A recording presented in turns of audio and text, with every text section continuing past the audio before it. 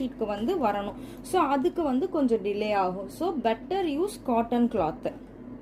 So இந்த மாதிரி ஒரு இடத்துலையும் நம்ம வச்சு எடுக்கணும். இதுதான் வந்து ப்ராசஸ். அதே மாதிரி வந்து இப்போ நம்ம கோல்டன் மெட்டாலிக் ஸ்டோன் வந்து பார்க்கணும். நம்மக்கிட்ட வந்து பார்த்தீங்கன்னா மெட்டாலிக்கில் 3 கலர்ஸ் இருக்குது. சில்வர் அண்ட் பிளாக் மெட்டாலிக் வந்து இருக்குது. நெக்ஸ்ட் வீடியோஸில் அதுக்கு அந்த ஸ்டோன்ஸ் வச்சும் நான் வந்து உங்களுக்கு வீடியோ போடுறேன்.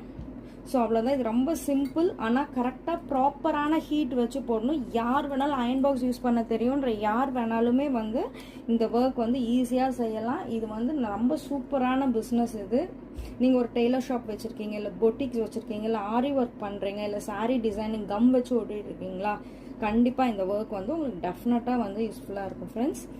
ஸோ நான் இப்போ பார்க்குறேன் இது எந்த அளவுக்கு, இது ஓரளவுக்கு ஷ்ரிங்க் வந்துருச்சு பாருங்கள். ஷ்ரிங்க் வந்துருச்சுனால ஹீட் வந்து நல்லாவே ட்ரான்ஸ்ஃபர் ஆகிடுச்சுன்னு தான் வந்து அர்த்தம்.